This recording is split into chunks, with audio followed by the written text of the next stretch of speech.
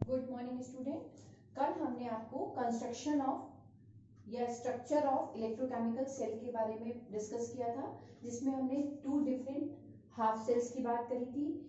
एक जिसमें reduction oxidation process होगी and another is in which reduction reaction takes place. Those cells in which oxidation reactions are called oxidation half cell, and the second one is called reduction half cell. और दोनों half sales को जब हमने salt bridge की help से connect कर दिया, तब ये टोटल दोनों प्रोसेस एक साथ कंसीडर होंगी and then finally we get redox reaction. इतना हमने आपको कल भी बताया था। And what is the function of salt bridge? Salt bridge का फंक्शन है टू कंप्लीट द सर्किट, क्योंकि वो ऑक्सीडेशन और रिडक्शन को कंप्लीट कर रहा है। यहाँ जो लॉस ऑफ इलेक्ट्रॉन हो रहे हैं उसको यहाँ तक ले जाकर के करंट को, इलेक्ट्रॉन्स को फ्लो करेगा। जब इलेक्ट्रॉन्स एनोड से कैथोड की तरफ मूव करते हैं तो करंट हमेशा उसके अपोजिट डायरेक्शन में आएगी। It means current moves from cathode to anode.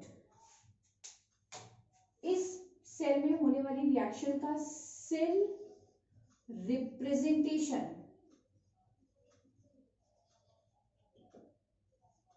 कैसे हम इसको रिप्रेजेंट करेंगे? तो फर्स्ट ऑफ ऑल पहले हाफ सेल्स लिख लीजिए। Half cell reaction in which Zn is converted to Zn plus 2 electron. It means oxidation takes place. Second half cells जिसमें Cu plus 2 आए, 2 इलेक्ट्रॉन को गेन करके कॉपर में कन्वर्ट करेगा, that is reduction. और जब दोनों इक्वेशन एक साथ होंगी, जिसे अभी हमने यहाँ पर आपको रेडॉक्स कहा, तब इन दोनों इक्वेशंस में इक्वेशन को ऐड कर देंगे, then finally get Zn plus Cu plus 2 ion giving out Zn plus 2 plus Cu. This is called cell reaction. This is called cell reaction. और इस सेल रिएक्शन को अब हम कैसे रिप्रेजेंट करते हैं? तो रिप्रेजेंटेशन फॉर्म है कि Zn is converted to Zn plus 2 ion and two straight lines represent the salt bridge, and then Cu plus 2 is converted to Cu. So second half Cu plus is Cu. It means as simple as that. Oxidation process, salt bridge, reduction process. Maybe anode, salt bridge, cathode. आपको numerical form किसी भी form में दिया जा सकता है। May be equation इस तरीके से रिप्रेजेंट करें, मे बी इस तरीके से, और मे बी इस तरीके से।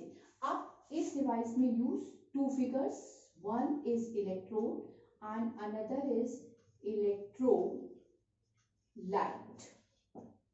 So the potential difference between electrode and electrolyte is called electrode potential,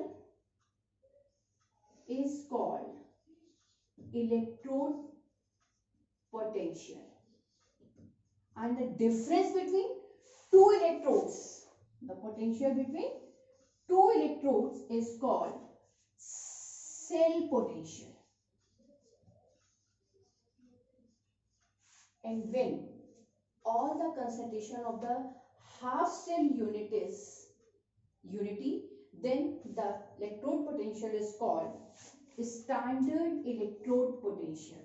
Then it is called standard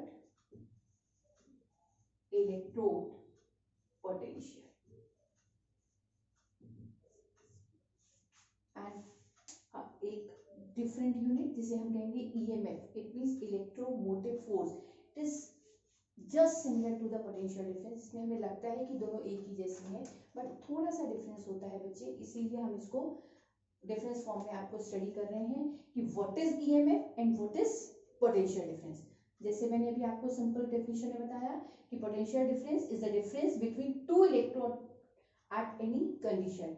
it means concentration change भी होता रहेगा, लेकिन EMF potential difference when the current is when no current is flown in the circuit, यानी जब potential difference को हम calculate करेंगे जब उस सर्किट में करंट फ्लो नहीं कर रही है, लेकिन पोटेंशियल डिफरेंस में current may or may not B.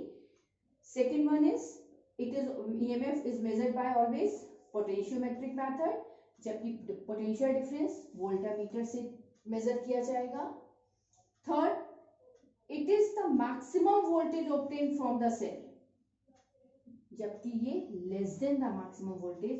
And the last difference कि ये EMF always responsible for the flow of steady current, potential difference में ऐसा नहीं होगा। तो ये हमने आपको इलेक्ट्रोकेमिकल सेल के बारे में बताया, जिसकी हेल्प से ईएमएफ को कैलकुलेट करेंगे, जो नेक्स्ट वीडियो में मैं आपको भेजूंगी।